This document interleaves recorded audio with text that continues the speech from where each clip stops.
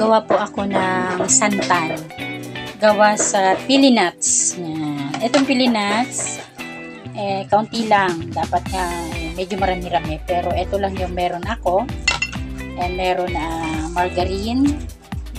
Meron din na kondensada. Yan. Jersey yung nabili ko. No? Meron akong gata. At syempre, merong mamis. Yung mamis, yung sugar siya na gawa sa baon. Yan. So, mamaya, gagawin natin kung paano gumawa ng palaman sa tinapay na gamit itong mga ingredient na to. So, samahan niyo po ako kung paano gumawa.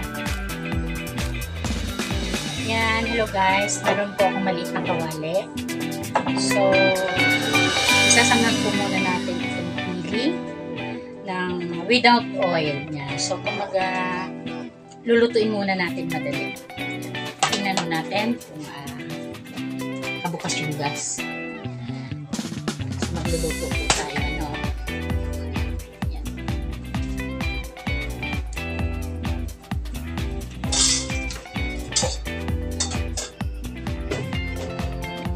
Isasalang po natin yung pili ng ilang minuto lang yung mag brown kulay siya.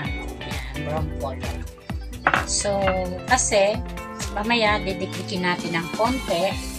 Hindi naman pinong-pino, pero didikdikin muna natin mamaya. And then after na magawa natin ito proseso, ihahalo po natin ito sa gagawin po natin ng palaman. So, may apoy, hindi agad masunog. Konting tip lang. After na siya ay mag-brown, ipoproduce na natin, ipoprocess na natin itong mamis na to. Lalagyan natin ng gata, lalagyan natin ng kondensada, and lalagyan po natin ito ng star margarine para magmukhang parang yema ang dating niya. Yema na gawa sa may asukal at kondense. Try po natin. Habang pinapa-brown-brown po muna natin itong pili nuts. Yan. Hintayin na muna natin. Yan. And later, makikita po natin kung ano ang magiging itsura niya. Yan. Kaya guys, balikan ko kayo, no? After 5 minutes. Yan guys, magba-brown-brown na siya, no? Hindi pa man siya totally brown, pero madali na. Siyempre, may tiyaga nga. Kumbaga may tiyaga, may ilaga. So, madali na siya mag-brown. Nagkukulay-kulay brown na siya, oh. Yan. Kasi mamaya, ano ko siya, didikdikin. So, kailangan natin siyang ma-dry para madikdik natin siya ng kaunti. Hindi kasi kagaya siya ng mani o yung peanut, madali mo siyang matosta. Ito kasi sariwang-sariwa pa, hindi pa ito nabibilad. Kumbaga, kagabi binigyan ako ng anak ko ng pili, yung daughter ko. And then, press ko pa yung pinaka-nuts niya, hindi ko na nabilad. Kasi nagmamadali. Kasi dadalhin namin ito bukas sa Manila. Kasi January 10. Bukas. Today is January 9. January 9. Ito. Bukas January 10. So, yan. Patayin na natin yung apoy. Set aside muna natin. Yan. Ilagay muna natin ito sa gilid. And then, pagka medyo malamig-lamig na siya, saka natin, kumbaga, dudurugin. Yan, dudurugin. Ito naman, isang bilog o isang kalahating bao yan, yung nabili namin sa market. So, imimelt natin yan. Imimelt na yan na kasama na yung gata. Yan. 2 basong gata. Kumaga isinama ko na dyan. 2 basong gata. Imimelt muna natin. So, pagka hayaan muna na natin siyang matunaw. Yan. Unti-untiin natin siyang tunawin sa gata. And then pagka like na parang ano na siya, yung parang malagkit na siyang tingnan, saka natin ilalagay yung kondensada.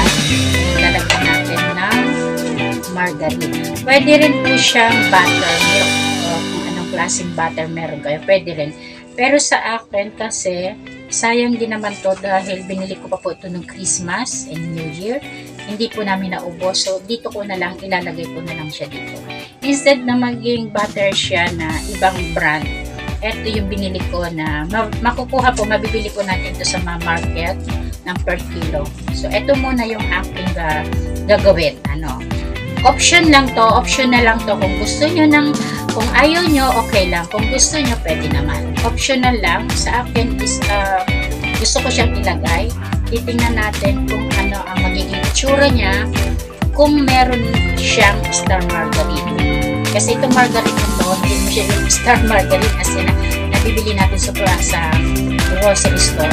Ito ay sa wet market. Nabibili siya ng 1/4 o gusto ng 1 kilo. So, depende po sa inyo kung ilang kilo ang gagamitin nyo. So, ito naman ay necessary lang o optional ko lang. Necessary ko lang, gusto ko lang, kailangan ko lang kasi wala pang ibang butter niyan.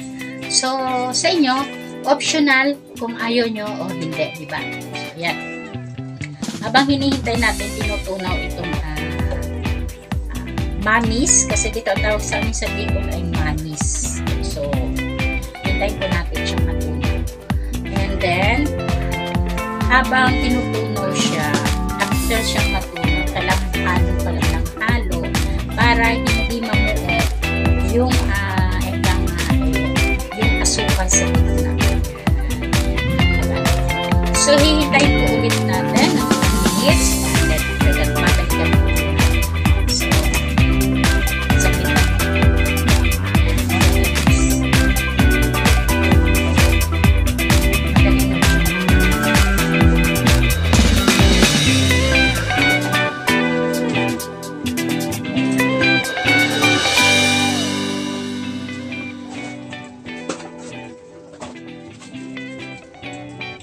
Madali na. Madali na humatunaw. Tingnan mo.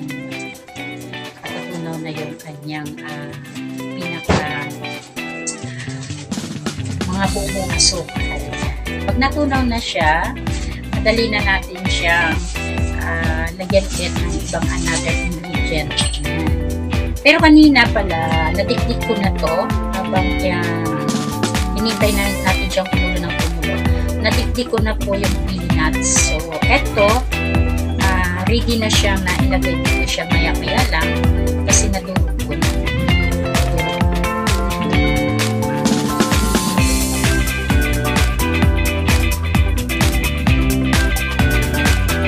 Ito na, natunaw na siya. So, after na natunaw na siya, kailangan halo lang ito ng halo. Halo lang tayo ng halo para at least hindi siya matutong. Yan. Para hindi siya matutong. And, syempre, yung sa gilid, yung sugar niya, ay nandoon pa rin. Yan. Halo lang po tayo ng halo. Yan. Kasi makikita po natin, kung medyo malagkit-lagkit na siya, nag-sticky na. So, ang hinihintay po natin dito, ay yung mag-sticky siya. Yan. Medyo madilim ako sa ating background.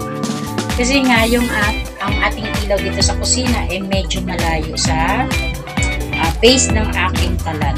So, alam nyo mga guys, hanap po tayo ng way. Hanap po tayo ng flashlight. Mag-flashlight ba? Yan. O sige, yan. Kita na mo ba guys? Mag-flashlight po natin para at least mas magandang tingnan. Medyo maliwanag. Lapit. Yan. Tatry po natin. So, yan.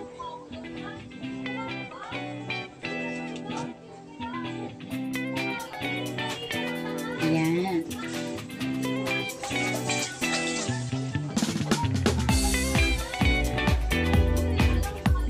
Lagay po natin ito.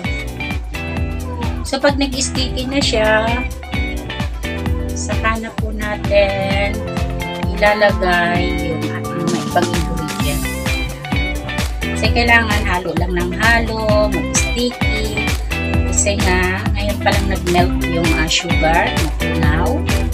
And then, yung gata.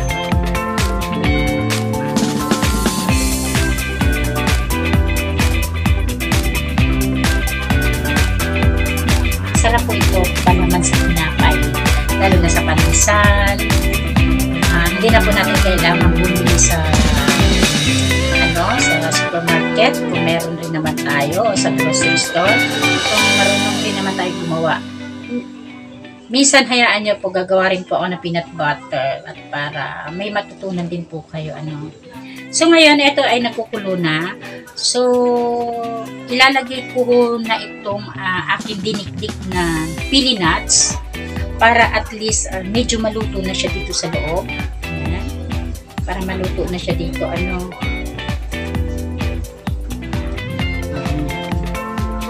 Para masabay na siya. Sinangag ko muna yun para maganda siyang dikdikin. Pagka, ang bango na, sa totoo ang bango na po eh. Dapat po dito ay meron pa po pala tayong ilalagay na tanglad. Kaso nga lang, tanglad ba yun? Yung pampabango. Kaso wala po ako nun. Kaya, pag nakahanap na po tayo ng tanglad, sa next episode na lang po natin kung paano tayo makakagawa ng mas mabango na pampalaman sa tinapay. Yan.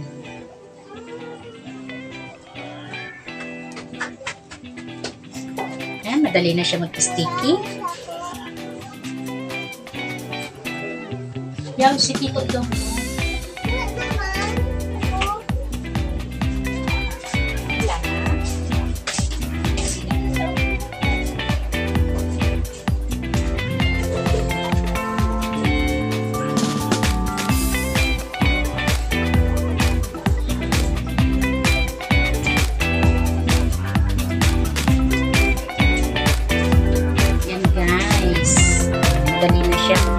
Dali na siya mag-stick. Konting lang tayo. Patient lang. Kasi gano'n naman talaga. Pag ang gusto mo maging masarap yung ginagawa mo, hahabaan po natin yung oras natin, yung paghihintay, para maging maganda yung resulta. Kasi pag minadali natin yung ginagawa natin, lumalabas na hindi rin maganda yung ginagawa. Hindi rin maganda yung ating product. Diba? Lalo kung minsan gusto nyong ibenta, kung medyo malabsay, hindi maganda yung ninyo, pangit din pong tingnan. Parang yema ang style niya, pero palaman. Anoyin mo natin. Ito po ay mahaba-haba ang oras, kaya pinuputol ko ho, kumbaga kinakat ko siya para hindi po tayo maubusan ng yung ginagawa natin, yung haba ng oras, para yung kung paano kayo manunood, hindi po masyado mahaba. So, sino-shortcut ko na lang po yan. After 5 minutes na kumulo siya, babalikan po ulit natin. And then, saka na po natin ihalo yung mga ingredients. Kaya, titingnan po ulit natin.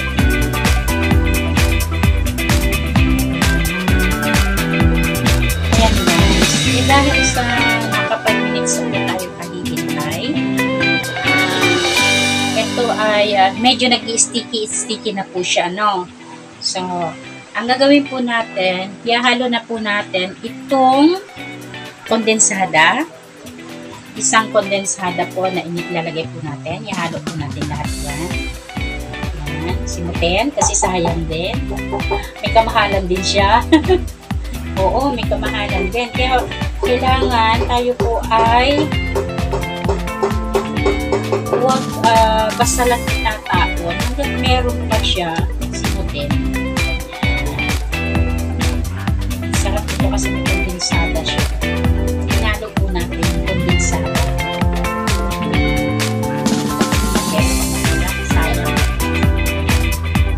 Para hindi rin po ito lagamin sa ating bahay, kahit po siya ay tatapon na. Ang gagawin po natin ay sasabukan na ulit natin siya ng tubig at maalis po yung konting tamis-tamis niya sa latang niya para iwas langgam. Lalot yung kung ang basurahan po ninyo nandito po sa loob ng bahay, so lalanggamin po talaga yan. Kailangan ibabad niyo po muna sa tubig na mawala po itong tamis-tamis. No? So ibababad ko muna. Saka ako itatapon. So ngayon, eto na nahalo na natin yung kondensada. Halo lang po tayo ng halo. Halo lang po tayo ng halo. Dahil dyan po natin makikita yung sarap. Ayan. Halo lang po tayo ng halo. Ayan. Medium lang po yung ating apoy. Hindi gaano ka lakas, hindi rin gaano kahina. So, halo lang po tayo ng halo. Ayan. Ganyan. Para yung kondensada is maganda pang tingnan. So, itong nahalo na natin yung kondensada niya. So, hihintayin po ulit natin na siya ay mas lalo maging sticky. And then, ilalagay na po natin yung star margarine dahil nahalo na po natin yung kondensada. So, dito, maglalagay po ako ng mga 1/8 na margarine. Ayan, mga 1/8 lang siya. Kasi itong binili ko is 1/4.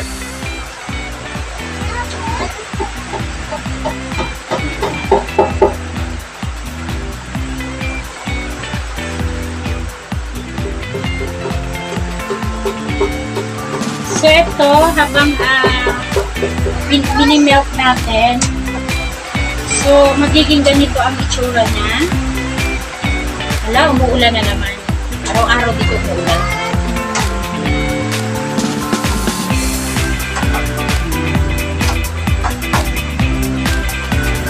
Tutunaw po natin.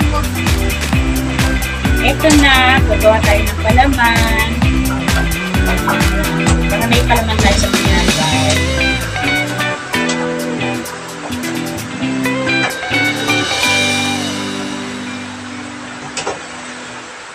So, habang tinutunaw natin yung margarine, ganito lang tayo, halo lang, halo.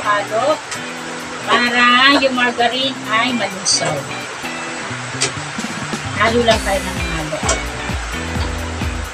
Kasi mag-i-sticky na siya. Malakas po ng ulan dito sa amin.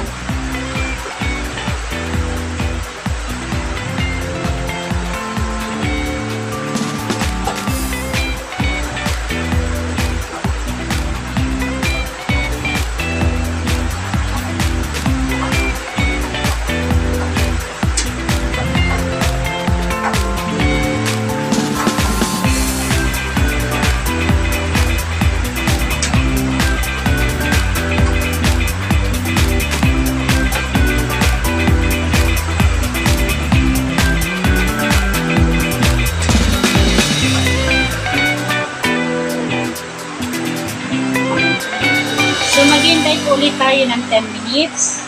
And babalikan po ulit natin ito ng after 10 minutes. Kasi kukuluin siya hanggang sa maging sticky talaga siya. Yan. Sticky na po siya. So, haluin pa natin siya ng haluin.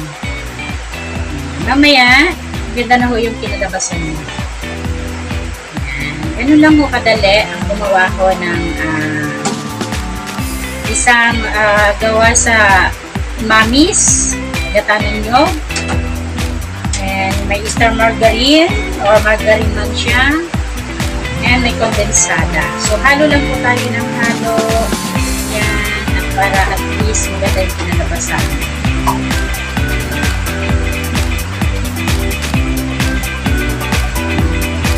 Sticky na ho siya.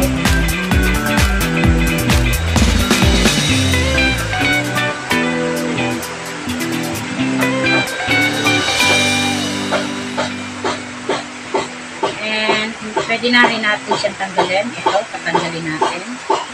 Para hindi siya isagabal. Yan. Tatanggalin natin itong mga yan. Kasi sayang kung kasama itong mga ano na to. Tanggalin natin.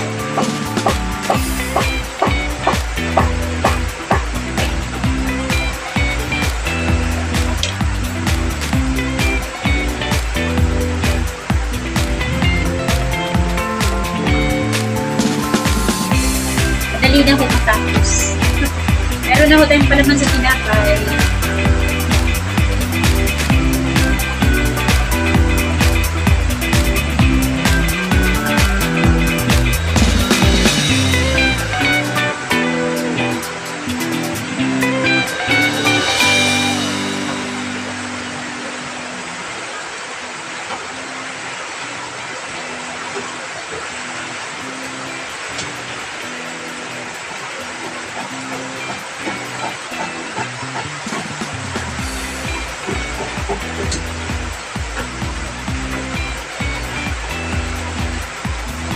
Yan guys.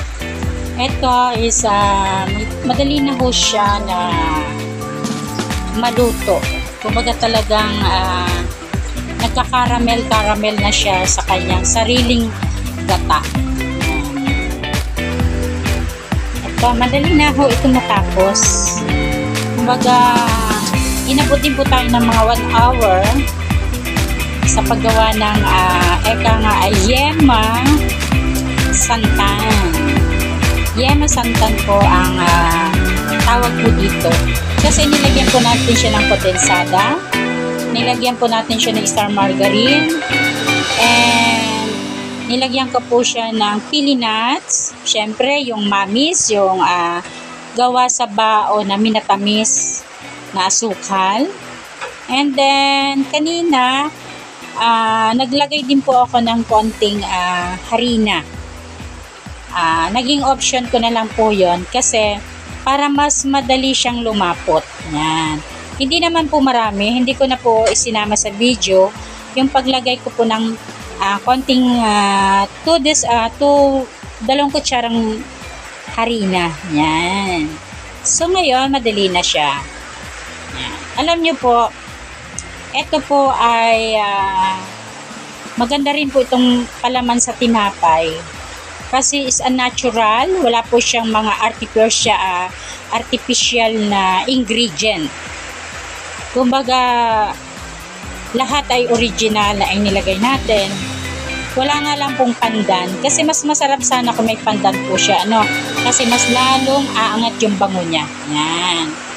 So ito, pag po ito ay lumamig na, nag-i-sticky na po yan sa lalagyan nyo. So, kaya, pwede na po natin itong patayin at palamigin dahil talagang sticky na po siya, oh. Kumbaga, yung liquid niya, hindi kagaya kanina na liquid siya. Yan. Kaya, masarap na po ito. Ito po ay ating papalamigin na. And, mamaya, itatry po natin dahil meron po akong tinapay po dito na binili.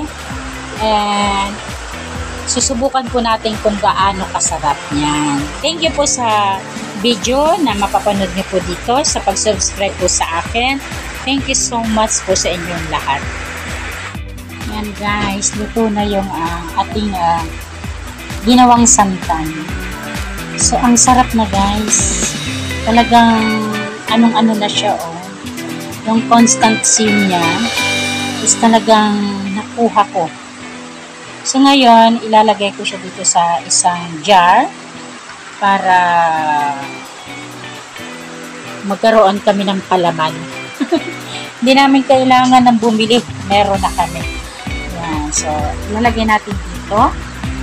Yan. Para at least kahit 1 week may palaman kami. Yan.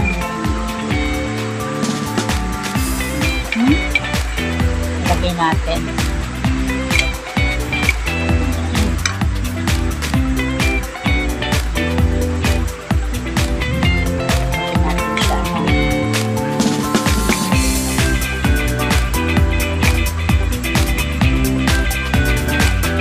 Hindi pa naman kasi siya malamig totally.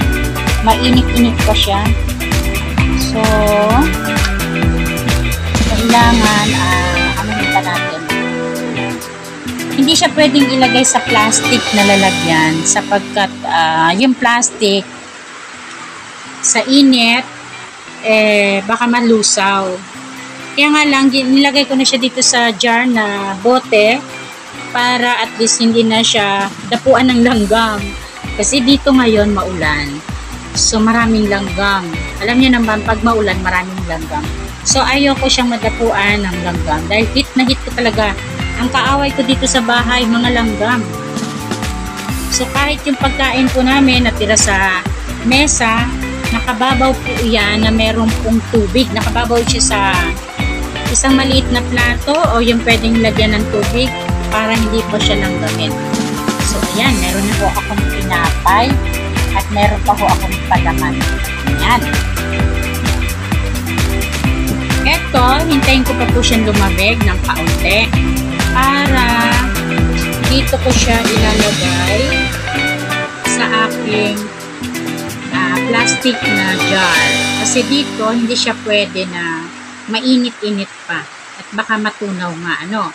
So, ngayon, meron na po akong isang boteng palaman na yema.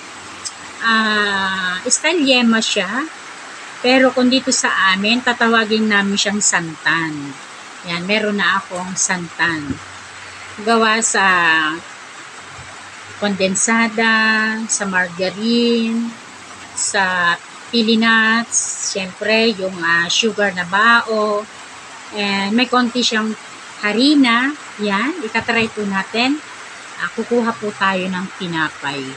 Yan, dito po sa tabi ko meron po akong tinapay. Bumili po kami ng tinapay kanina. So, eto, ginawa natin yung palaman. So, maglalagay po tayo dito ng tinapay. Marami po akong biniling tinapay kanina. Yan, ito yung tinapay ko. Oh. Yan. Nilagay ko pa rin dito kasi nga, yung langgam pa rin ang kaaway ko. Yan, so dito, bubuksan po natin to dahil marami po tayong tinapay na binili. Yan. Ayan. Iba-ibang klase po yung tinapay na binili ko, snackan. Para at least kung magutom man, meron po tayong madudukot. Yan. So ilalagay ko po muna dito isa-isa. Dapat pala meron akong pangsipit, ano. So saglit lang, kunin ko lang po yung pangsipit. Yan. Ito yung aking pang kinuha ko lang sa kusina. So ilalabas po muna natin to isa-isa. Para hindi siya madurog sa loob. Kasi dito sa ilalim, nandito yung nagkaila na binili kong tinapay na pwedeng lagyan siya ng palaman. Yan. Ito kanina, binili ko to kanina sa bakery. Nagpabili ako sa anak ko kanina ng amount ng 100 pesos para hanggang hapunan, meriendahan namin. Yan. Ito yung sinasabi ko na pwede mo siyang palamanan. So, ibababaw ko muna. Then, yan o, marami pa. Yan. Ibababaw ko muna siya. And then, saka natin siyang i-slice. Para at least, meron po tayong palaman. Ano? Yan. And, i-out. Ay, sorry, nahulog. So, i-out muna natin. Yan lang. So, yung iba, ibabalik natin. Kasi yung iba naman dito, hindi naman totally kailangan lagyan ng palaman. Kagaya nito na mamon. Hindi naman. Depends yan. So, kung gusto, pwede naman. Pero para sa akin, masyado matamis na rin po siya. Ano. So, ibabalik po natin yan. Para yung iba, lalo na yung apo ko, meron po silang makakain dito. Gusto ko lagi may stock na tinapay sa bahay. Kasi ako, gustong-gusto ko rin yung lagi ako may tinapay. Ito yun ang habit kong kumain din ng tinapay, lalo na sa umaga. Lalo na sa umaga, pagka mag-almusal ka. More sa akin na tinapay ang gusto ko. So ngayon, ilalapag na natin dito. Yan, itatry na natin. Yan. O, ganito pa rin. Ito yung sinasabi ko na meron siyang lalagyan na tubig para hindi langgamin. So, ganyan yung buhay ko dito. Ang kaaway ko dito langgam. So, ngayon, para ma-taste natin kung gaano siya kasarap, hihiwa-hiwain natin ng ganito. Ayan. Hiwain natin. And then, titingnan ho natin kung gaano siya kasarap.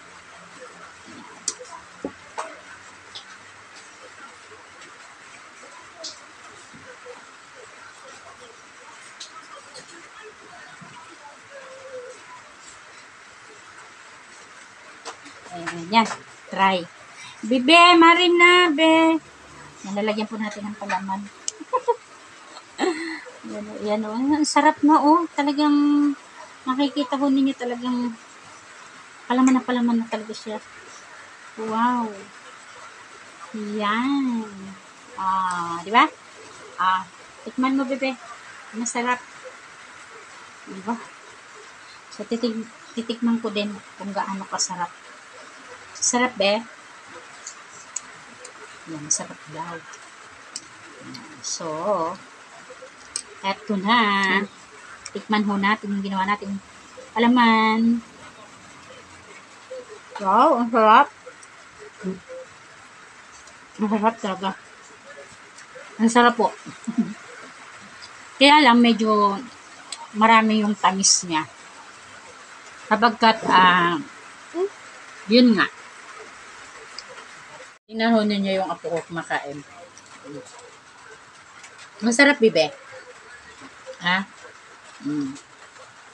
Masarap daw. Kahit ho ako ay naanuhan. Kaya lang, yung ganitong style, bawal to po ito sa mga marami pong sugar sa like na diabetic. Ito ay pambata, pwede rin to sa atin, pero limit lang po tayo sa paggamit po nitong yema na ginawa kong palaman dahil sapagkat napakatamis. Also, hindi na ako naglagay ng konting sugar kasi yung margarine, may alat na rin yan, di ba? Baga, naglalaban na yung tamis at alat niya. So, hindi na po ako nag-additional ng konting asin. Kasi dun pa lang sa margarine, meron na po siyang konting alat. So, masarap pa rin po ito. Pwede nyo po itong pantinda, pang negosyo, whatever. Depends po sa kung magkano nyo po ibebenta sa mga bote, sa mga jar. Ganda rin po itong pang negosyo. Ngayon, try ko lang naman po ito kung gaano kasarap. Siyempre, bago ako magbebenta o kung gusto ko magkaroon ng ganitong negosyo, siyempre, titikman ko muna kung maganda ba yung paggawa ko nito or baka itong ginawa ko ay hindi perfect. Siyempre, marireject po tayo niya, yung puhunan natin. So, bago tayo magnegosyo, sasampulan po na natin sa sarili nating pamilya o bahay, yung consume, kung talaga ba sila ay masasarapan o hindi. Kasi sa akin, panlasa ko, it's okay na, pero ngayon na ganito yung nagkakaedad na ako, hindi na ako gaano sabik sa mga matatamis. Pero po sa mga bata, it's okay lang po. Tama-tama yung tamis nila. Hindi siya talaga totaling matamis na matamis. Pero sa akin, syempre, iwas na rin ako dahil sa edad kong to. Ayoko na rin po yung medyo matamis na matamis. Kahit nga sa kape, hindi na rin po ako nagsisugar. Syempre, lalo na yung tinapay. Ang tinapay, meron na rin po itong sugar na halo. Yan, ganyan. Yan. Ito na po yung finished product na ginawa ko. Na eto nga may yema ka na. Parang style yema ang lasa. Pero santan, yema. Yema santan. Ano ba ang dapat kong i-title dito pag once na gumawa akong muli. Kaya thank you so much sa mga nakasubaybay po sa aking channel. Kayo rin po, gumawa rin po kayo. Nakita nyo naman po kung paano ko siya pig-proceed, kung paano ko siya niluto. Kaya lang, yun nga, magbibigay ka ng isang oras na kumbaga patient na 1 hour kang halo lang ng halo. Pero maganda naman ang kinalabasan. Talagang masarap. Masarap ka nga ano. Thank you so much po sa inyo. Sana ay kayo rin. Homemade yema santan ang gawin po ninyo. Maraming salamat po sa inyo. Bye-bye.